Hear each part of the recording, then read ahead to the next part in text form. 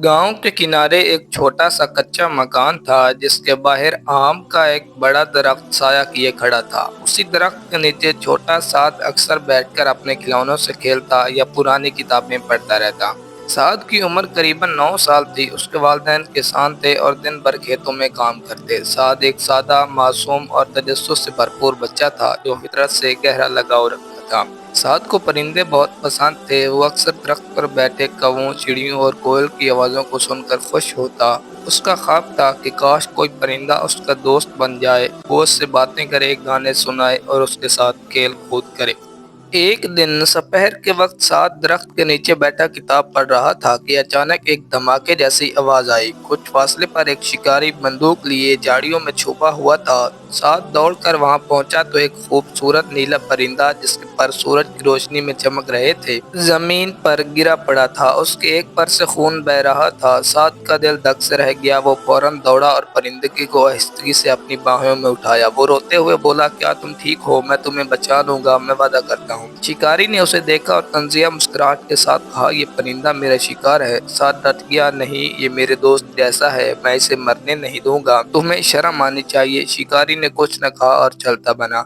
साद ने परिंदे को अपने घर लाया, कपड़े की पट्टी से उसका जख्म बांधा और उसे एक छोटी लकड़ी के पिंजरे में रखा जो कभी कभार वो अपनी बिल्ली के लिए इस्तेमाल करता था। वो परिंदे को नीलू कहने लगा। नीलू ज्यादा हरकत नहीं करता था लेकिन उसकी आंखों में चमक बाकी थी। साद रोज नीलू को पानी देता, दाने चुगाता, उसके पर साफ करता, नरमी से गाने गाता। हफ्तों की मेहनत के बाद नीलू का जख्म भरने लगा, उसके पर वापस चमकने लगे। अब वो पिंजरे में फड़फड़ाता जैसे कहने की कोशिश करता हो, मुझे आजाद करो। साद का दिल एक कश्मकश में था। एक तरफ वो जानता था कि परिंदों की जगह आसमान पर है, दूसरी तरफ वो नीलों से जुदा नहीं होना चाहता था। वो घंटों पिंजरे के पास बैठा नीलों से बातें करता, गाने सुनाता और नीलू कभी कभार अपनी टांग से पिंजरे की सलाखें खटखटाता जैसे एहतजाज कर रहा हो। एक दिन उसकी दादी ने उसे कहा, बेटा, मोहब्बत वो नहीं जो कैद करे, मोहब्बत वो है जो आजादी दे। ये जुमला साद के दिल में तीर की तरह लगा। वो रात भर सोचता रहा, यहाँ तक कि सुबह सूरज तलो हुआ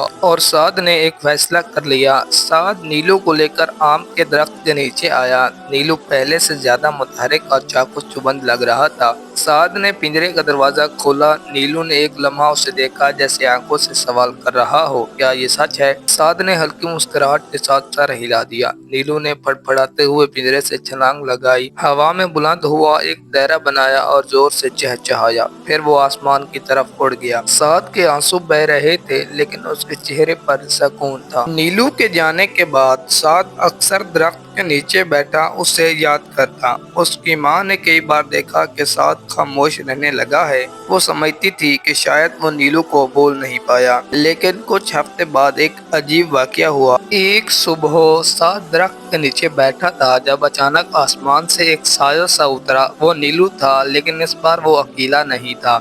उसके साथ 3 और परिंदे थे। नीलू ने साद के कंधे पर बैठकर उसकी गाल से चोंच छुई जैसे शुक्रिया अदा कर रहा हो। साद की आंखों में खुशी के आंसू थे। नीलू और उसके दोस्त रोज साद से मिलने आने लगे। कभी कभी वो उसके लिए फल भी गिरा देते। साद अब बड़ा हो चुका है। वो एक जंगली हयात के तहफ्फुज़ पर काम करने वाला माहिर है। वो बच्चों को सिखाता है कि जानवरों और परिंदों से मोहब्बत कैसे की जाए। उसके दफ्तर की मेज पर नीलू की एक तस्वीर रखी है और एक तख्ती पर लिखा है, आज़ादी सबसे बड़ी नेमत है और मोहब्बत वही है जो किसी को आज़ाद देखकर भी खुश हो। इस कहानी से हमें ये सबक मिलता है कि परिंदों को आज़ाद रहने की इजाज़त हो ताकि वो खुश रह सकें, ना कि उन्हें कैद किया जाए।